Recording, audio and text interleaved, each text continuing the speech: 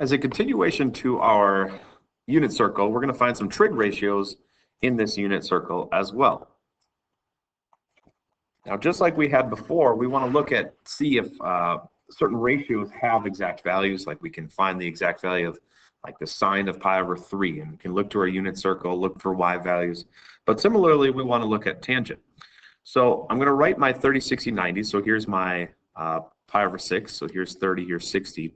And just look what the tangent of this 30-degree angle would be. So I still have my 1/2 across, and I still have my square root 3 over 2 as my adjacent side.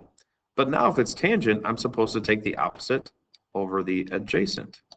So in this case, that will require me to do 1/2 divided by square root 3 over 2.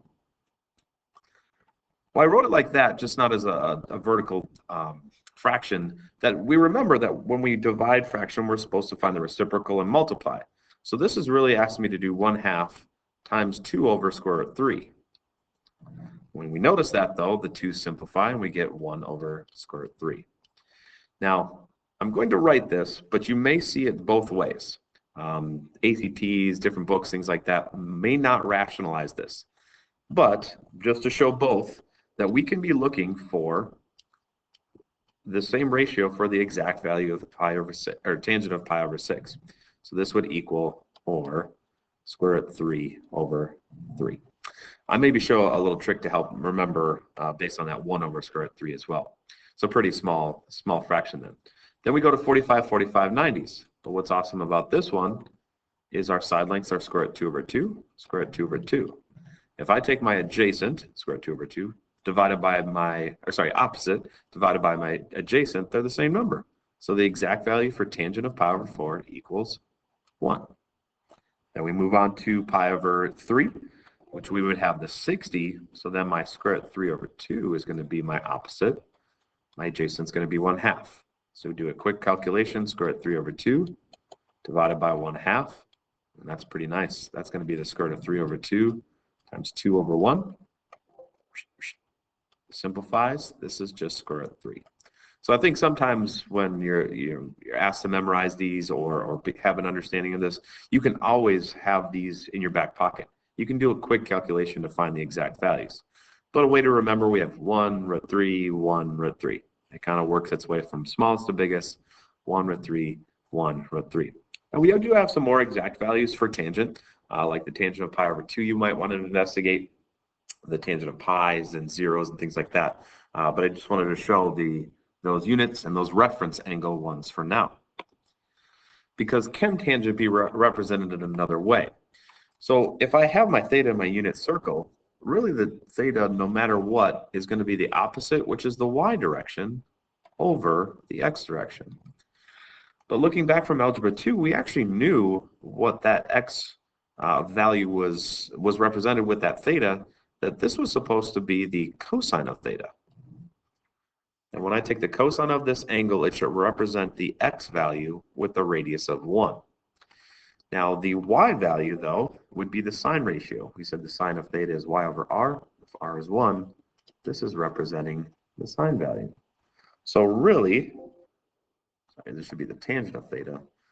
One of the identities that we are going to use for the remainder of class is that the tangent of theta can actually be represented as the sine of theta over the cosine of theta. And any rearrangement of that is true. So if you know the sine of the angle and the cosine of the angle, you can just divide those two, and that will actually get you the tangent of that angle as well. Kind of neat that they all are united together. So we're going to continue with that and continue with that idea to get one of our other identities. It's called the Pythagorean identity. Now, as you can see, in a circle, we can always set up some Pythagorean theorem problem to find that hypotenuse. Now we're going to specify the Pythagorean identity with a unit circle. Now really then, our circle equation is x squared plus y squared equals 1. But let's go back to that idea that, well, then that means that the cosine of theta is the x. So cosine of theta squared plus the sine squared of theta should equal then 1 as well. And that's one of our biggest identities that we have. It's so nice. It's so useful. We can find a lot of stuff off of this eventually to make more identities from the unit circle, but cosine squared theta plus sine squared theta equals 1. Don't forget about those squareds. So we do have just our right triangle, a squared plus b squared equals c squared, but cosine squared theta plus sine squared theta equals 1. So how can we use this? Well, we might be able to verify if certain coordinates are on the unit circle. For example, is 3/5 plus 4/5 on that unit circle? Well, this should be representing that cosine value. So if I take 3/5 and square that, plus my y value or my sine value, 4/5 squared, I want to see, does that equal 1? And if it does, then it fits on that unit circle. It's somewhere around here. I mean, you can kind of make a guess, 3/5, 0.6 or so, and then up to 0.8, maybe. I wonder if that is on the unit circle. Well, let's try that. 3/5 squared is 9/25 plus 16/25. I want to see if that's equal to 1. When in fact, there it is. 25/25 is equal to 1. Then it's on the unit circle. So you can always check, and maybe given a coordinate, maybe it's a little bit off, but it has to equal 1 for it to be on the unit circle. Another way we can use this with cosines and sines and tangents is we can find other trig ratios. Now we can do that algebraically, and I'm going to show you it graphically as well. I think graphically is sometimes easier. But this representation here, they say the sine of theta equals -5/13. I could think of that as a y direction in the unit circle. Or I can go back to geometry class and think, well, sine was supposed to be opposite and hypotenuse. That's when we'll look graphically. But first, let's check algebraically. So it should be that sine squared theta plus cosine squared theta equals 1. Or you could flip-flop, or the arrangement of these. Order doesn't matter for that addition. So if I do sine squared theta, that'd be -5/13 squared plus cosine squared theta equals 1. All right, so really I can solve for then cosine, where this is 25/169 plus cosine squared theta equaling 1. I subtract that 25 from there, which this I can write as 169 over 169. And if I subtract that 25/169,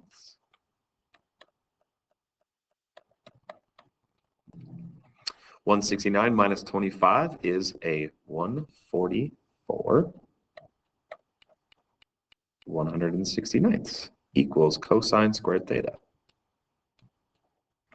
So if I'm going to solve for the cosine, they might ask me, well, if you know that's the sine, what's the cosine? I can just square root both sides, and look what I get. I get a 12/13. And you might say, yeah, I got it, which you should feel some celebration. But then this comes into play.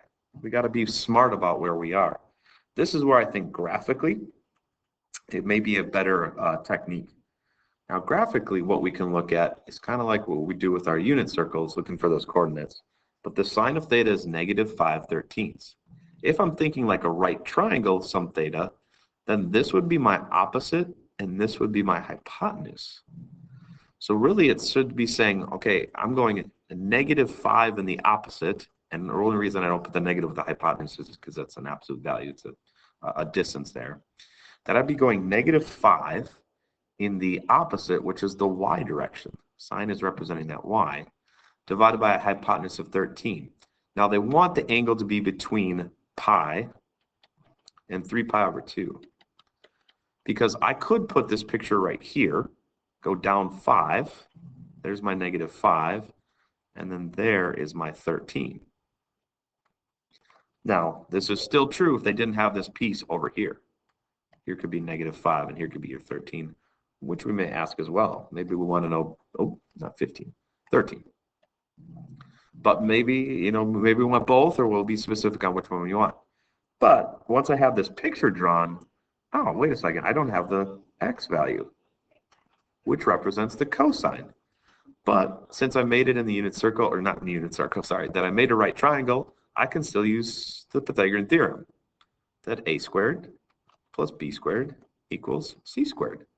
So if I take a squared, that's 25, plus the b squared equals 13 squared, which is 169. Again, it's very similar algebra here. We just don't have that denominator. I subtract that. It says b squared equals 144.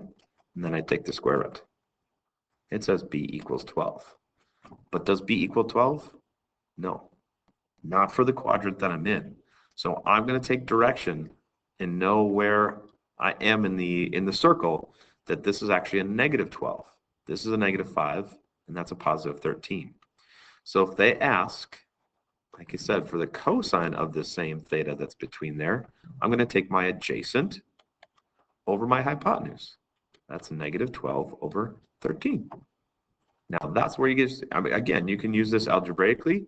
You just got to be careful of what quadrant you're in and visualizing that this would have to be a negative x value because you're in the third quadrant. We could also ask for the tangent of this.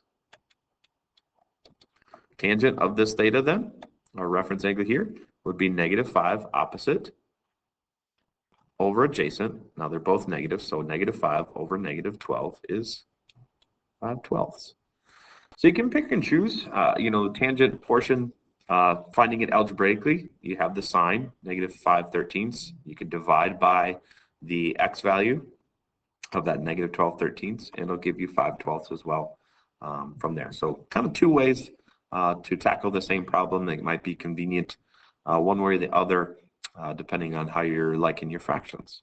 So hopefully this helps. Good luck on the class kit.